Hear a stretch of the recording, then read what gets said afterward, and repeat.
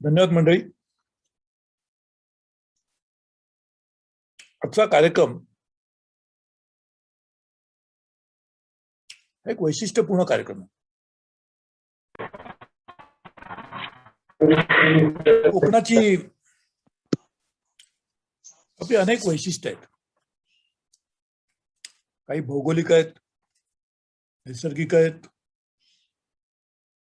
सांस्कृतिक आहेत, आध्यात्मिक आहेत, अनेक वैशिष्ट्य आहेत. परंतु एक अत्यंत सर्वत्र न आढळणार असं एक खास वैशिष्ट्य कोकणचं जर कोणतं असेल तर कोकणात राहणारी मंडळी आणि कोकणाच्या बाहेर राहणारी कोकणी, मूळतः कोकणी मंडळी, ही सर्वजण कोकणच्या विकासासाठी अक्षरशः झपाटलेली आहेत. मी लहान होतो, माझे वडील हे तसे व्यावसायिक. आमचं मूळ कुटुंब मालवणचं. इथे 350 वर्षापासून आमच्या अनेक पिढ्या इथे राहिल्या, स्थायिक झाल्या. माझे वडील इतर कोकणी माणसाप्रमाणे व्यवसायासाठी मुंबईला गेले. त्याला ते MA झाले होते, परंतु कोकणात करणार काय. परंतु त्यावेळेला देखील लहानपणापासून माझ्या कानावर जे शब्द पडायचे, कोकणचा विकास झाला पाहिजे, कोकण विकास परिषदा घेतल्या जायच्या, त्यामध्ये माझे वडील खूप हरिहरी भाग घ्यायचे. मालवणला साहित्य संमेलन झालं, त्याचे स्वागताध्यक्ष माझे वडील होते. लहान असल्यापासून माझ्या कानावर कोकणचा विकास हे शब्द सदैव आणि सातत्याने पडत होते. आणि तेव्हा मला लक्षात आलं की अशा एका ध्येयाने झपाटलेली मंडळी आपल्या कोकणामध्ये अनेक आहेत. किंवा प्रत्येक माणूस, कोकणी माणूस हा एका ध्येयानेच धडपडत असतो, काही करून कोकणचा विकास कसा होईल. आणि याचं आणखीन एक चांगलं ज्वलंत मूर्तिमंत उदाहरण द्यायचं झालं तर हे की कोकण मधल्या प्रत्येक गावाचं एक विकास मंडळ हे मुंबईला आहे. गावाचंच नाही, वाडीचं पण आहे. काही ठिकाणी आपण एवढे ह्यांनी झपाटून गेलो की काही ठिकाणी एकापेक्षा जास्त देखील आहेत. परंतु हे सगळं होत असताना एवढी मोठी ऊर्जा, विकास व्हावा ह्याच्यासाठी लोकांच्या मनामध्ये असताना त्याला विचाराचं, अधिष्ठानाची आवश्यकता आहे. आपण एखाद्या वेडाने झपाटून आपण धावतोय, पळतोय, काहीतरी मिळालं पाहिजे ही एक आपली आस आहे. परंतु त्या प्रत्येक ह्या ऊर्जेला कुठे ना कुठेतरी विचाराची दिशा देण्याची देखील गरज आहे. नाही तर नुकताच विकास म्हणून आपल्या हातामध्ये शेवटी मोठी विकास नावाचा मुलगाच सापडेल, बाकी काय मिळणार नाही. म्हणून आजचा कार्यक्रमाचं वैशिष्ट्य असं की तुम्ही या कार्यक्रमामध्ये कैलासवासी कृष्णमामा महाजन स्मृती प्रतिष्ठान दापोलीतर्फे अनेक चांगल्या मंडळींना अतिशय विकासाच्या अनेक निर्णायक कंगोऱ्यांना धरून कार्यक्रम ठेवले. पायाभूत सुविधा विकास झालाच पाहिजे. त्यासाठी माझे मित्र संजय यादवरावनी निश्चितपणे चांगलं भाषण केलंच असणार. पर्यटनावर विषय झालेला आहे, पर्यावरणावर विषय झालेला आहे. आत्ताच पाणी व्यवस्थापन डॉक्टर उमेश मुंडळे साहेबांनी आताच आपले विचार मांडले. प्रत्येक गोष्ट विकासासाठी आवश्यक आहे. आताच त्यावर चर्चा झाली म्हणून सांगतो. पाणी हे विकासासाठी अत्यंत आवश्यक गोष्ट आहे. केवळ विकासासाठी नाही तर आपल्या जगण्यासाठी, आणि केवळ तुमच्या आणि माझ्या जगण्यासाठी नाही तर सर्व जीवित असणाऱ्या अनेक स्पेसिसच्या जीवनासाठी आवश्यक असणारी गोष्ट म्हणजे पाणी. कोकणामध्ये पाणी हा एक विरोधाभासाचा विषय आहे. मी नेहमी पाण्याविषयी देखील मी निर्णय 10 कॅबिनेट स्तरावरच्या जबाबदाऱ्या मी पहिल्यांदा अटल बिहारी वाजपेयींच्या साहेबांच्या काळात आणि आता मोदी साहेबांच्या काळात सांभाळल्या. त्यामुळे पाणी हा विषय देखील मी हाताळलेला आहे. किंवा जागतिक पातळीवर देखील मी हाताळले. वर्ल्ड वॉटर पार्टनरशिप मध्ये मी होतो. वर्ल्ड बँकेच्या वर्ल्ड बँकेच्या पाण्याच्या विषयावर मी अजून काम केलंय. विश्व पातळीवर केलंय, जागतिक पातळीवर केलंय. पण पाण्याचा आपला विरोधाभास आपल्या कोकणातला असा, जसं आता मी दिल्लीला आहे, तुम्ही कोकणात आहात बरेचसे मंडळी. कोकणात पाऊस जेव्हा पडतो तेव्हा घराबाहेर पडता येत नाही. असा पाऊस कोकणात मुसळधार पाऊस पडतो. आणि मी नेहमी म्हणतो की पाऊस थांबला, पाऊस पडत असताना घराबाहेर पडता येत नाही आणि पाऊस थांबल्यानंतर पाण्यासाठी घराबाहेर पडावंच लागतं. कारण पाणी कुठे आणण्यासाठी लांब जावं लागतं. हा विरोधाभास आहे पाण्याचा. पडतं एवढा परंतु सापडत नाही. आणि त्याच्या आधीच तुम्ही या विषयावरचा दुसरा एक कंगोरा म्हणून पर्यावरणाचा विषय, त्यावर आपण चर्चा केली.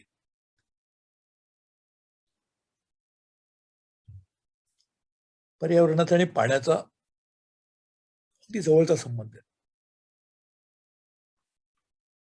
पर्यावरणाशिवाय पाणी मिळणार नाही, जंगल नसेल तर पाणी राहणार नाही. परंतु आपल्या कोकणामध्ये त्याचा एक वैशिष्ट्यपूर्ण विषय असा, तो पाणी आणि जंगल, पाणी आणि पर्यावरण सर्वत्र कायम आहे. पण आपल्याकडे काय, डोंगर माथ्यावर सर्वसाधारणपणे पाऊस जास्त पडतो. येताना आपल्याबरोबर पाणी वाहत वाहत येतं, माती पण येऊन वाहतं.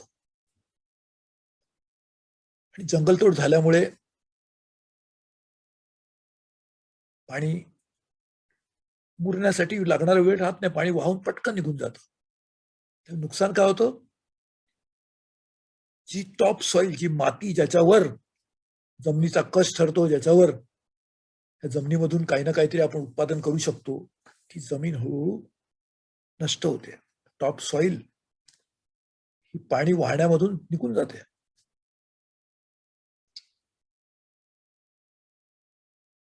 आज ही एक फार मोठी समस्या आपल्या समोर आहे. पर्यावरण आणि कोकण, निसर्गाचा समतोल आणि आपली सगळ्यांची जीवनशैली, त्याशिवाय आपण जगू शकत नाही, जिवंत राहू शकत नाही, असं पाणी आणि या सर्व विकासाच्या नावाखाली होणाऱ्या गोष्टीमधून येणारे प्रश्न, सगळ्यांचा एकत्रित विचार करूनच आपल्याला कोकणचा विकास साधला पाहिजे. मी राजकारणात आलो त्याला 25 वर्ष झाली.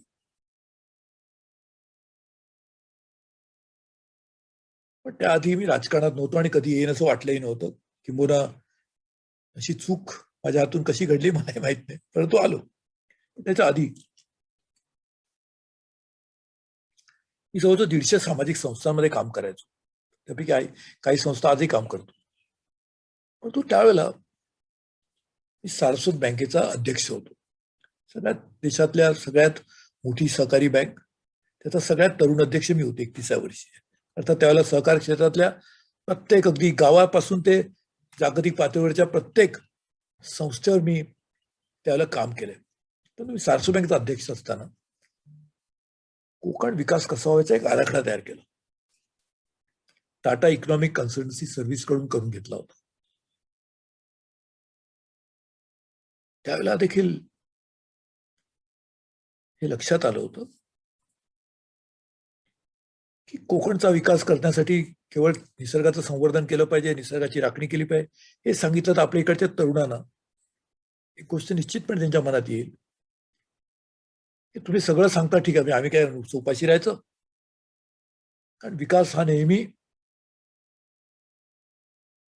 नैसर्गिक संपत्तीच्या उपलब्धतेचा जास्तीत जास्त चांगला वापर करूनच साधला जातो.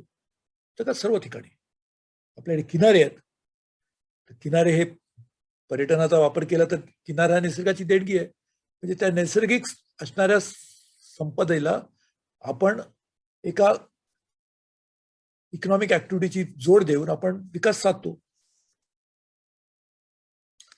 मग हा प्रश्न जो येतो हा आपल्या सगळ्यांना कुठे ना कुठेतरी एका समस्येपर्यंत नेऊन सोडतो की कसा विकास करायचा. सगळंच निसर्ग सुंदर आहे म्हणून त्यातच राखण केली तर उद्या काय खायचा हा प्रश्न येईल. पण त्याचबरोबर हा पण विचार आपण अत्यंत जाणीवपूर्वक केला पाहिजे की जर असणारीच गोष्ट नष्ट केली विकासाच्या नावाखाली तर मग आपल्याकडे काय राहील. आज कोकणामध्ये पर्यटन हा विकासाचं एक फार मोठं साधन आहे. किंबहुना मी तर म्हणेन की पर्यटन हा असा एक व्यवसाय आहे ज्यामुळे कोकणच्या प्रत्येक व्यक्तीला, प्रत्येक तरुणाला, प्रत्येक ज्याला ज्याला काम करण्याची इच्छा आहे, प्रत्येकाला, प्रत्येक उद्योजकाला ह्यामधून एक नवीन साधन मिळू शकतं. परंतु पर्यटन कशासाठी येईल? निसर्गाचा आनंद घेण्यासाठी येईल, समुद्र किनाऱ्यावर विरंगुळा घेण्यासाठी येईल. एका बाजूला सह्याद्री आहे, तिथे जाऊन ऍडव्हेंचर टुरिझम करण्यासाठी येईल. समुद्रामध्ये जाऊन निरनिराळ्या तऱ्हेचे वॉटर स्पोर्ट्स करण्यासाठी येईल. म्हणजे निसर्ग आहे म्हणूनच आपल्याकडे पर्यटन येऊ शकतात. आणि म्हणून विकास तर पाहिजेच, परंतु हा विकास असा असावा की जो कोकणचा कोकण पण टिकवणारा असावा. मग आज जो तुम्ही जे विविध विषय निवडले होते ते अतिशय महत्वाचे आहेत की पर्यटन हा आपल्याला सर्वांना तारू शकतो. किंबहुना आपण जर व्यवस्थित पर्यटन करताना देखील निसर्गाचा समतोल राखण्याचा विचार केला तर एक सस्टेनेबल बेसिसवर टुरिझम कायमस्वरूपी होऊ शकतं की ज्यामुळे निसर्गाचा त्रास होणार नाही, त्याचबरोबर कोकणचा विकास होईल, तरुणांना रोजगारही मिळेल. म्हणून पर्यटन हा विकासाचा एक फार मोठं माध्यम आहे.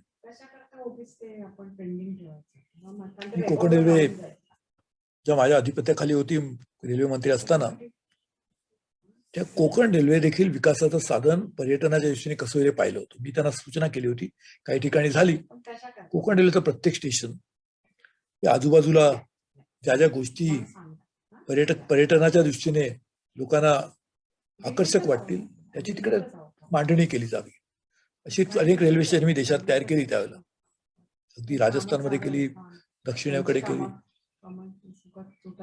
असं केलं तर आपोआपच आणखीन एक लोकांना पर्यटनामध्ये रेल्वेतून चाललोय, अरे इथे एवढं सुंदर दापोलीच्या जवळ गोष्टी मला कल्पनाच नव्हती. ही देखील आपल्याला सर्वांना एक जाणीव होऊ शकते. आणि म्हणून पर्यटनाचा एक खरोखरच एक फार मोठा आपल्याला फायदा करून घेता येईल. त्यासाठी आपण सगळ्यांनी एकत्र येऊन अजून काम करण्याची गरज आहे. त्यासाठी एक स्थायी स्वरूपाच्या संस्था हव्यात. काही दिवसापूर्वी सिंधुदुर्गामध्ये तिकडच्या स्थानिक मंडळींनी सिंधुदुर्ग जिल्ह्यातली पर्यटनाची स्थळं यावर एक वेबसाईट तयार केली आणि ती 50 भाषांमध्ये भाषांतरित केली. तीच परिस्थिती रत्नागिरीत आहे. दोन्ही जिल्हे एका वेळेला एकच होते. एकच रत्नागिरी जिल्हा होता. नंतर सिंधुदुर्ग जिल्ह्याची निराळी निर्मिती झाली. तसं कुटुंब वाढत गेल्यानंतर एका कुटुंबाचे 2 भाग होतात. एकाच वाड्यामध्ये 2 वेगवेगळी कुटुंब नांदतात. तशीच सिंधुदुर्ग रत्नागिरीची परिस्थिती आहे. जिल्हा एकच, भौगोलिक स्थिती सुंदर. आज आपल्याला जशी छान किनारे सिंधुदुर्गात आहेत तेवढेच चांगले किनारे आपल्याला रत्नागिरीत पण आहेत. थोडं पुढे गेलं तर रायगडमध्ये देखील आहेत. म्हणजे संपूर्ण 720 किलोमीटरची किनारपट्टी जी आपल्या राज्याला लाभली आहे, प्रत्येक किनारपट्टीवर अतिशय सुंदर अशी स्थानक. म्हणून ह्याचा एकत्रित पर्यटनाचा विकास करण्यासाठी स्थानिक लोकांना बरोबर घेऊन केलं पाहिजे. काही 2 महिन्यापूर्वी 3 महिन्यापूर्वी मी रत्नागिरीमध्ये सर्व पर्यटन व्यावसायिक आणि कोकण रेल्वे आणि सर्व सरकारी यंत्रणा यांची एक एकत्रित बैठक घेतली होती की पर्यटकांना येणाऱ्या समस्या त्या दूर कशा केल्या पाहिजे. मला वाटतं एक स्थायी स्वरूपाची अशा तऱ्हेची आपण एक रचना करूया. त्यामध्ये मी तुमचा एक प्रतिनिधी म्हणून निश्चितपणे येणाऱ्या अडचणी कशा दूर करता येतील आणि त्यावर काम कसं करता येईल पाहणार. व्यावसायिकांना प्रशिक्षण दिलं पाहिजे. टुरिस्ट गाईड हे आपल्याकडे तसे दिसत नाहीत, हे प्रशिक्षित केले पाहिजेत. मी कोकणीला सांगून रिक्षावाल्यांना टुरिस्ट गाईड बनवण्याचा एक मोठा उपक्रम केला आणि प्रत्येक रेल्वे स्टेशनवर त्याप्रमाणे रिक्षावाल्यांना प्रशिक्षण दिलं होतं. आज मला सांगायला आनंद होतो की सिंधुदुर्ग जिल्ह्यामध्ये देशातलं पहिलं ग्रामीण भागातलं जनशिक्षण संस्थान जवळजवळ 25 वर्षापूर्वी सुरू झालं, 22 वर्षापूर्वी त्याची सुरुवात झाली. त्यासाठी सरकारला धोरण बदलावं लागलं. आज त्या जनशिक्षण संस्थांनी सिंधुदुर्गामध्ये 1 लाखापेक्षा जास्त तरुणांना, तरुणींना, मच्छीमारांना, शेतकऱ्यांना, मागासवर्गीयांना अनेकांना प्रशिक्षण देऊन स्वयंरोजगाराचं प्रशिक्षण दिलं. मला सांगायला आनंद होतो की आज त्या सरकारला लक्षात आलं की एवढं चांगलं काम अजून कोणी केलेलं नाही, म्हणूनच रत्नागिरी जिल्ह्यासाठी पहिलं जनशिक्षण संस्थान ह्या आपल्या संस्थेला, मानव साधन विकास संस्थेला त्यांनी दिलेलं आहे आणि त्याचा लवकरच आपण शुभारंभ करणार. तर हे जनशिक्षण संस्थान देखील पर्यटनाच्या बाबतीत असणाऱ्या सर्व मंडळींना प्रशिक्षण देऊ शकेल आणि कुठे ना कुठेतरी विकासासाठी, विकास कोणाचा हा एक प्रश्न येतो. माझे मित्र संजय यादव यांनी यावर भाषण केलेलं आहे की पायाभूत सेवांचा विकास, कारण पायाभूत सेवा नसेल तर विकास कसा होईल? रस्ते हवेत, पाणी हवं. आता मी सांगत बसत नाही, परंतु मी खासदार असताना 4 वेळा लोकसभेत सिंधुदुर्ग आणि रत्नागिरी जिल्ह्यातल्या मंडळींनी मला निवडून दिलं. मला अटल बिहारी वाजपेयी साहेबांनी विचारलं होतं की मी लखनौमधून खासदार आहे, परंतु मी एवढे पैसे एका माझ्या मतदारसंघात नेऊ शकलो नाही पंतप्रधान असून देखील, तर तुलाही पैसे कसे नेता आले? म्हटलं साहेब, मी प्रत्येक योजनेचा अभ्यास केला, त्या तिकडच्या अधिकाऱ्यांना, मग तो अगदी प्यून असो किंवा त्या खात्याचा सेक्रेटरी असो, त्यांच्यावर चर्चा करून मी योजना नेल्या आणि म्हणून पायाभूत सेवेसाठी खूप काम आपण त्यावेळेला केलं होतं. पंतप्रधान ग्राम सडक योजनेची सुरुवात ही सिंधुदुर्ग मध्ये कणकवलीला आणि रत्नागिरीमध्ये राजापूरला येऊन त्यावेळेचे ग्रामविकास मंत्री आणि आज आपल्या देशाचे आजचे उपराष्ट्रपती व्यंकय्या नायडूंनी केली होती आणि त्यांनी त्या भाषणात सांगितलं होतं की याची योजनेची सुरुवात आम्ही इथून यासाठी करतो की सुरेश प्रभूंनी ही योजना आणण्यासाठी अटल बिहारी वाजपेयी साहेबांना सांगून ही योजना आणली. पंतप्रधान ग्राम सडक योजना असो, पाणलोट विकास असो, या सगळ्या गोष्टी आपण विकासासाठी कोकणामध्ये मोठ्या प्रमाणावर केल्या. पायाभूत सेवा हव्याच, पण तरी देखील एक प्रश्न येतोच, बंदराचा विकास झाला पाहिजे. सगळ्या गोष्टी आहेत, मी आज त्याच्यावर जात नाही, कारण संजयजी हे त्यातले चांगले एक्सपर्ट आहेत, त्यांनी चांगलं तुम्हाला समजून सांगितलेच ना किंवा तुम्ही अनुभवी घेतात. परंतु त्याचबरोबर विकास, मग आपण ज्याला म्हणतो की कोकण विकासाने आपण अगदी झपाटलेलो असं मी सुरुवातीला म्हटलं, पण विकास म्हणजे शेवटी काय? जमिनीचा विकास, त्या भागातल्या भौगोलिक गोष्टींचा विकास की माणसाचा विकास? तर शेवटी विकास झाला, रस्ते झाले, एअरपोर्ट आता आम्ही करतोय, रत्नागिरीचं चालू होईल लवकरच. सिंधुदुर्गात मध्ये देखील मी पर्यटन मंत्री एव्हिएशन मंत्री असताना त्यावर पूर्णपणे घेतली होती. रत्नागिरीसाठी देखील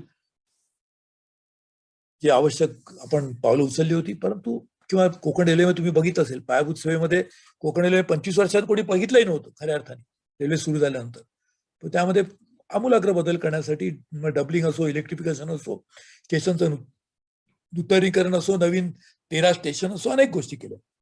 पण पायाभूत सेवेबरोबर प्रश्न येतो की विकास म्हणजे शेवटी काय?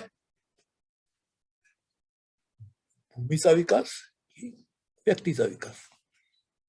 खरं म्हणजे दोन्ही झालं पाहिजे, पण व्यक्तीचा विकास जर झाला नाही तर मग शेवटी लोकांना असं वाटेल, रे आमच्या तिकडे रस्ते चांगले झाले, गुळगुळीत आहेत, परंतु मला काय मिळालं नाही, असं होता कामा नये. म्हणून व्यक्तीचा विकास कसा करायचा, की किंवा उलटा विचार जर आपण केला की व्यक्तीचा विकास अशा तऱ्हेने झाला पाहिजे की त्याचा अनुभव, त्याचा फायदा त्या प्रत्येक व्यक्तीला झाला पाहिजे, हे करण्यासाठी काय केलं पाहिजे?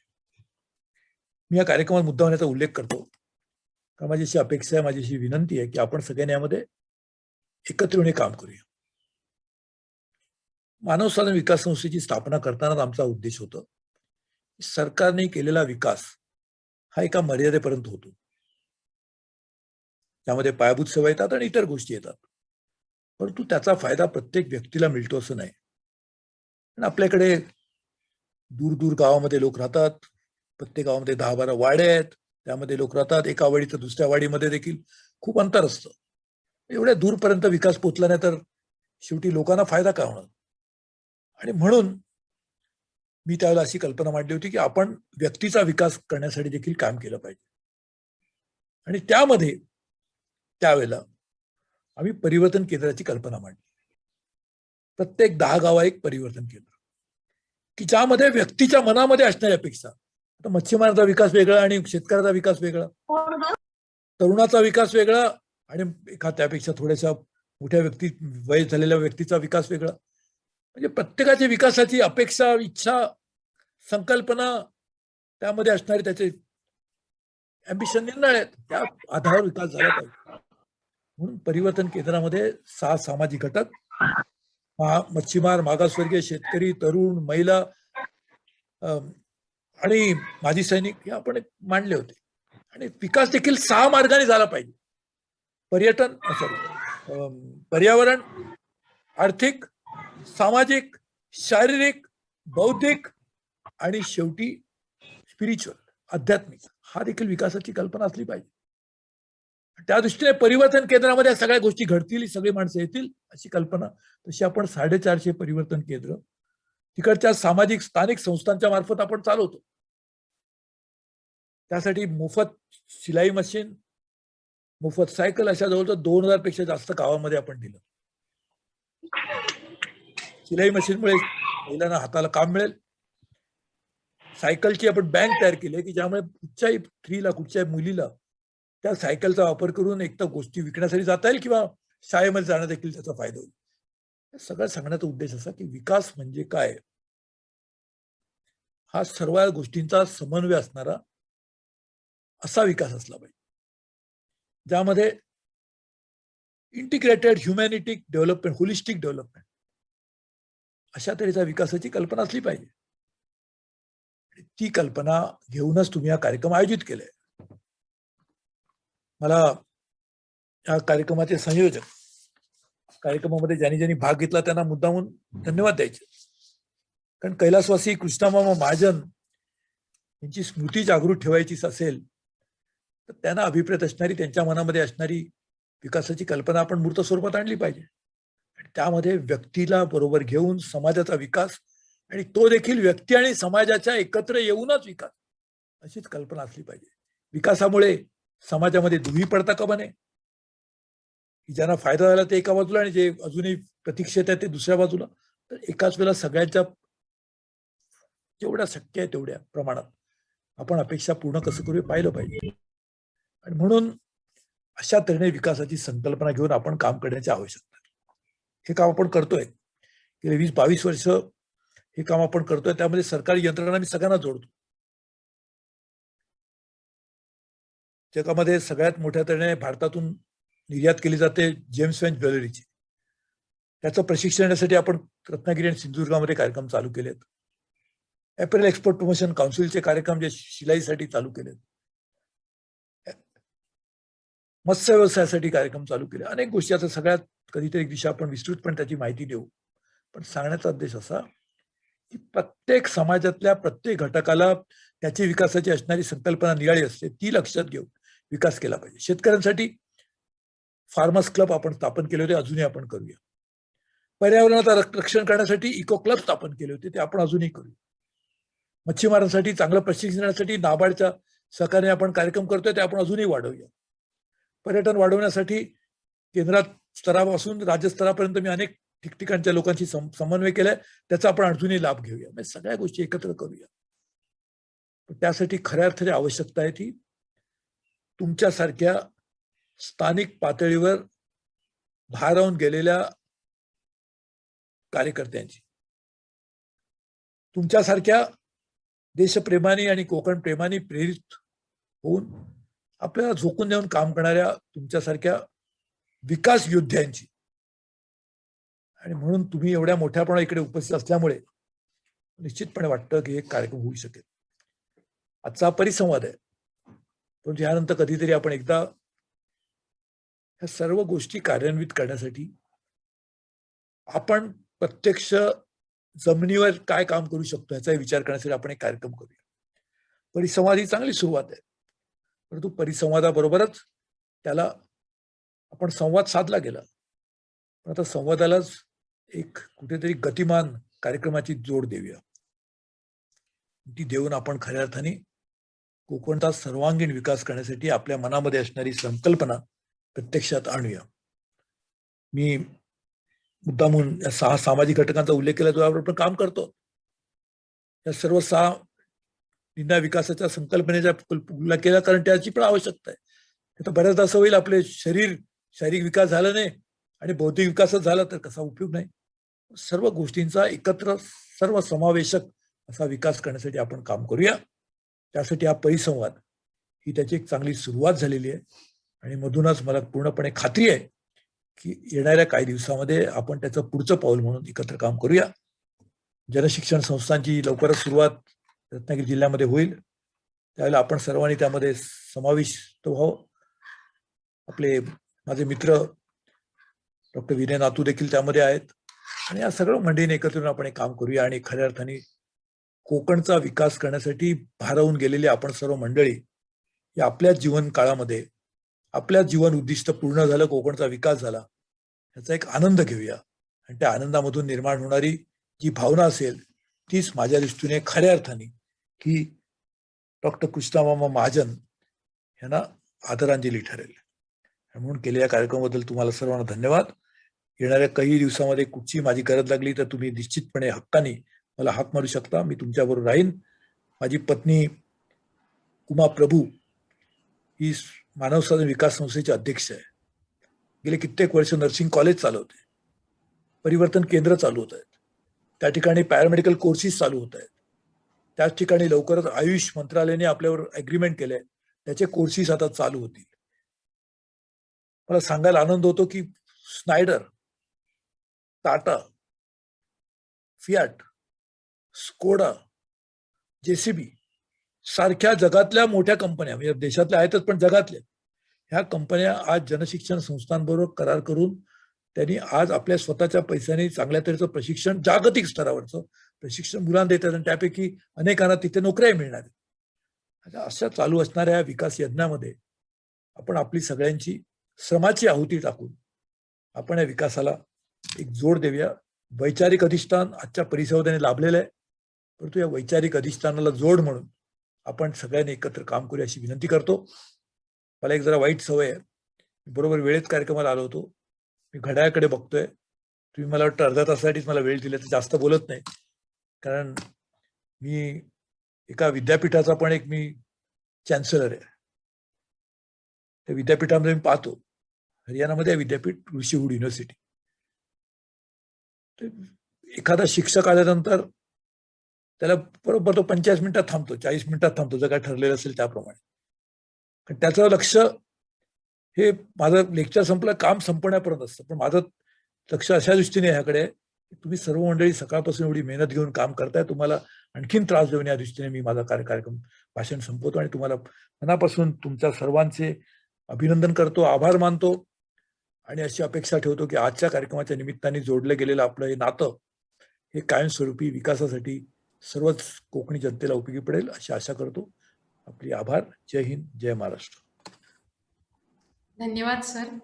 आपलं जे मार्गदर्शन आहे त्यानुसारच खरं तर मलाही सांगायला इथे आवडेल की आम्हीही